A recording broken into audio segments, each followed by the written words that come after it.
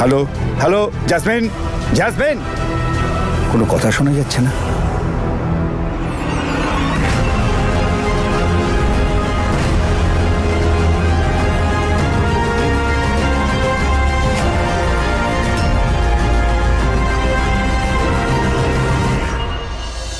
মা, তুই কাঁদছিস কেন?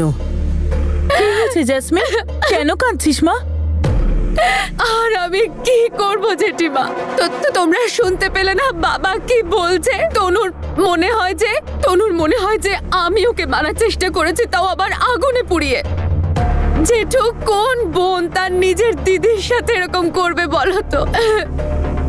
ও আমাকে সব সময় ভুল বোঝে। জেঠু, আমি কি করব? না মা ওভাবে ভাবিস না, সব ঠিক হয়ে যাবে। হয়তো ও এমনি বলে ফেলেছে এটা। তুই মা ওর কথাটা এভাবে গায়ে মাখিস নি। জেঠু, জেঠিমা, তোমরা যাও মা বাবার কাছে। কে জানে ওরা দুজন কিভাবে একা সামলাবে তনুকে, জানি না। তোমরা দুজন যাও। তোমরা কেউ আমাকে নিয়ে এত চিন্তা করো না। আমি ঠিক আছে, তোমরা যাও। কি আমাকে ফোন করে জানিও, হ্যাঁ, যে তনুর অবস্থা কেমন আছে। যাও যাও যাও যাও তোমরা।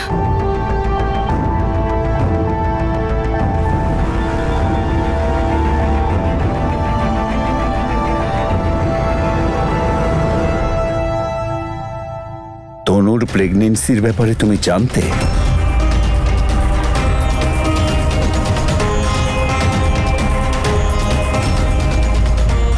আর এত বড় কথাটা তুমি কাউকে জানানোর প্রয়োজনও বোধ করনি।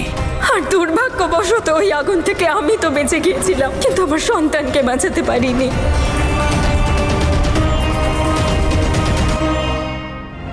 সেই মুহূর্তে আমি এটা জানতাম না। আমি আর জেসমিনও জানতে পেরেছি লন্ডনে, তানিয়ার থেকে। তানিয়ার কাছে তনুর রেকর্ডিং ছিল, যেটা পুলিশ পেয়েছিল। আর তারপর অমৃত আমাদের ছেড়ে চলে গেল। আমি আপনাদের সবার কষ্ট বাড়াতে চাইছিলাম না, সেই জন্য আমি আর কিচ্ছু বলিনি। বীর ও আমাদের মেয়ের সন্তান ছিল, ওর ব্যাপারে জানার পুরো অধিকার ছিল আমাদের। কিন্তু তুমি তো নিজেই সিদ্ধান্ত নিয়েছিলে যে আমাদের মধ্যে কাউকে বলবে না। কেন বাবা? তার কারণ এতটা সহজ নয় ব্যাপারটা, নিজের সন্তানের চলে যাওয়ার কষ্টটা বয়ে চলা। আমাকে জিজ্ঞাসা করুন, কি ঝড় বয়েছিল আমার ওপরে যখন আমি জানতে পারলাম যে আমি আমার সন্তানকে হারিয়েছি। সহ্য করতে পারছিলাম না আমি, এতটুকুও নহে। আর তারপর অমৃত আমাদের ছেড়ে চলে গেল। আপনারা সহ্য করতে পারতেন না এই দুটো খবর, আর আমি আপনাদের কষ্ট কম করতে চেয়েছিলাম, কারণ আমি জানতাম যে আপনারা এইগুলো সহ্য করতে পারবেন না। আর সেই জন্য আমি তানিয়াকে তনু করে নিয়ে এসেছিলাম, যাতে ওকে দেখে অমৃতের মৃত্যুর কষ্টটা সইতে পারেন আপনারা।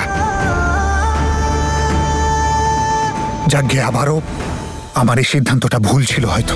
তাছাড়া আমি এখন সেই ইনসিডেন্টটা নিয়ে ভাবতে চাইছি না। আমি শুধু তনুর ব্যাপারে ভাবছি। আমার ওকে সত্যিটা বলতেই হবে, তার কারণ ও যদি সত্যিটা না জানে ও আমাকে ঘৃণা করতে থাকবে, আর ওর ঘৃণাকে সাথে নিয়ে আমি বাঁচতে পারবো না। সেই জন্য আমার ওর সাথে কথা। বীর, কি আর কথা বলবে তুমি? তার যখন কিছুই মনে নেই, কি আর বলবে তুমি তাকে? ওর তো এইটাও মনে নেই যে তুমি এখন ওর স্বামী। তোমার প্রেম ভালোবাসার কথা কিছুই মনে নেই ওর। আর এই দুর্ঘটনা অন্তত তনুর স্মৃতি ফিরিয়ে দিয়েছে, কিন্তু গত দুর্ঘটনার আগে ওর মনে তোমার প্রতি বিরূপ মনোভাব ছিল। তার জ্বালা এখন তোমাকে সইতে হবে বাবা। ওর মনের মধ্যে এইটুকু গেঁথে আছে যে তুমি আর জেসমিন দুজনে মিলে ওকে মারতে চেয়েছিলে।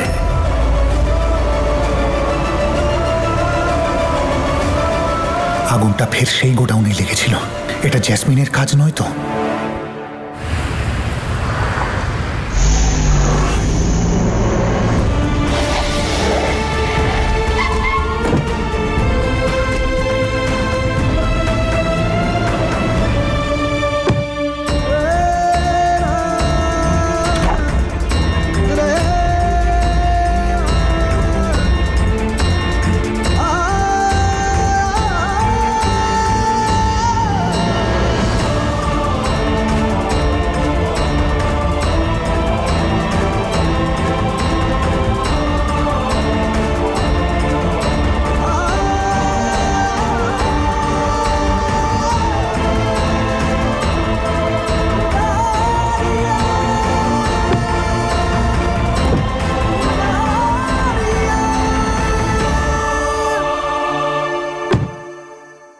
ঘুমের ইনজেকশন দেওয়া হয়েছে, উনি এখন ঠিক আছে। আপনারা চাইলে বাড়িও নিয়ে যেতে পারেন।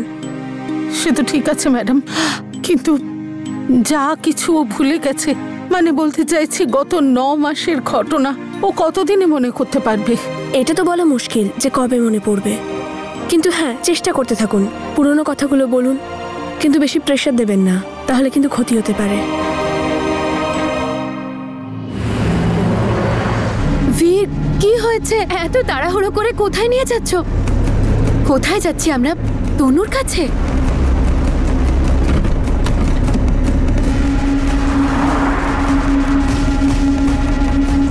বীর সাবধানে, কি করছো তুমি? বীর এত জোরে গাড়ি চালাচ্ছ কেন? আস্তে করো একটু। বীর দেখো, এবার কিন্তু আমার ভয় করছে। তুমি প্লিজ গাড়িটা আস্তে চালাও। কি হয়েছে আমাকে বলো না, কিছু বলছো না কেন?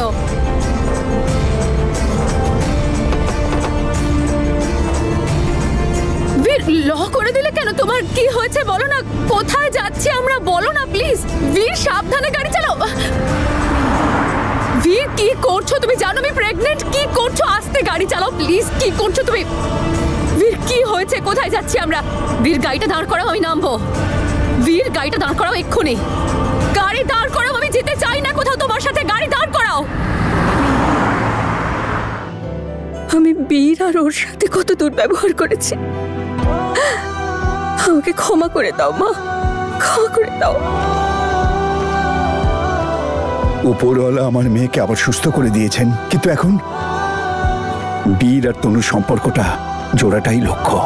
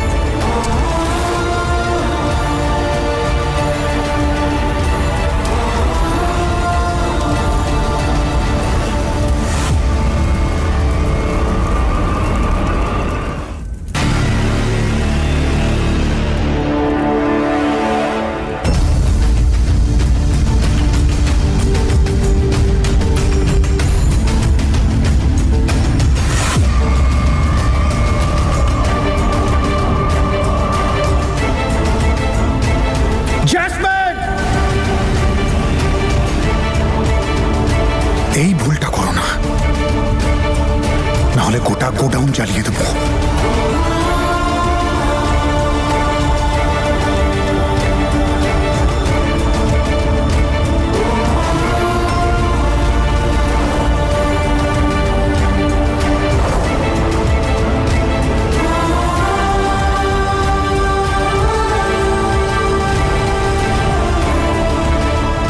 কেরোসিন?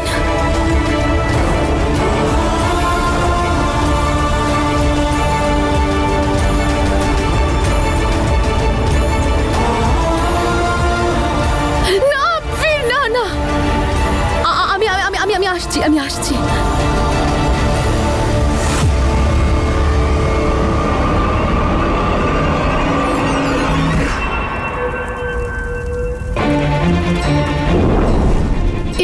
এসব কি করছো তুমি? বীর আগুন লেগে যাবে তো। তোমাকে সেটাই ফিল করাবো যেটা আজকে তনু ফিল করেছিল। কি বলছো তুমি? আমি কিছু বুঝতেই পারছি না। জাসমিন, আমি শুধু সত্যিটা জানতে চাই, তনুর সাথে আজকে যা কিছু হয়েছে সেটা কে করেছে? কে তনুকে এখানে নিয়ে এসেছে? কে আগুন লাগিয়েছে? জাসমিন, বলো কে করেছে। বলতে পারবো না বীর, আর যেই করে থাকুক তোমার তো খুশি হওয়া উচিত, তাই না? তনু সুস্থ হয়ে গেছে, ও স্মৃতিশক্তি ফিরে এসেছে। আজ তনুর প্রাণ চলে যেতে পারতো। গত দুর্ঘটনায় আমি আমাদের সন্তানকে হারিয়েছি, আর আজকে তনুর প্রাণ চলে যেতে পারতো। জেসমিন, সত্যি করে বলো সব কে করেছে, কে আগুন লাগিয়েছে? আরে বীর, করছোটা কি তুমি? কে নিয়ে এসেছিল তনুকে এখানে? বীর, আমি জানি না, তুমি এটা দূরে রাখো। তুমি কি করছো বীর? একবার ভেবে তো দেখো, আমার গর্ভের সিং পরিবারের বংশধর বড় হচ্ছে তোমার ভাইয়ের বাচ্চা। আমি সবকিছু ভুলে গেছি জেসমিন, সবকিছু ভুলে গেছি। আর এই যে আমি মা হতে চলেছি, আমার গর্ভে সন্তান আছে, সন্তানের দোহাই দিয়ে কিছু হবে না। তার কারণ আমি কিছু জানি না, শুধু একটাই কথা জানি, তনুর জন্য নেই। আর তুমি তনুকে অনেক কষ্ট দিয়েছো। সত্যি করে বলো জেসমিন, সত্যি করে বলো কে এনেছিল তনুকে এখানে? আমি জানি না। কে আগুন লাগিয়েছিল জেসমিন? চুপ করে থাকবে না একদম। সত্যি করে বলো কে করেছে সব। আমি সবকিছু বলে গিয়ে তোমায় প্রাণে মেরে ফেলার আগে বলো আমাকে সবকিছু, বলো। বীর, আমি সত্যি জানি না, আমি কিছু জানি না। তাহলে তুমি বলবে না, তাই তো?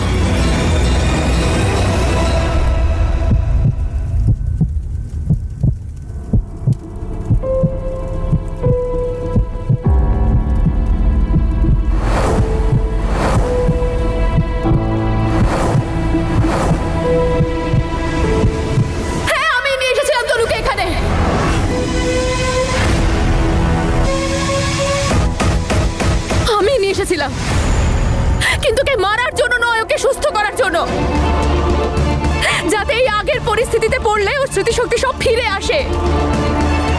কারণ বীর, আমি এক জায়গায় পড়েছিলাম যে যদি কোনো মানুষের সাথে কোনো দুর্ঘটনা ঘটে এবং তাতে তার স্মৃতিশক্তি চলে যায়, তাহলে তার সঙ্গে সেই একই দুর্ঘটনা আরেকবার ঘটালে তার স্মৃতিশক্তি আবার ফিরেও আসতে পারে। আমি তনুকে এই অবস্থায় দেখতে পারছিলাম না, সেই জন্য এইটা ভাবলে তুমি নিজের দিদিকে এত ভালোবাসো তুমি যে তুমি ওকে প্রাণে মেরে ফেলার রিস্ক নিয়ে নিলে?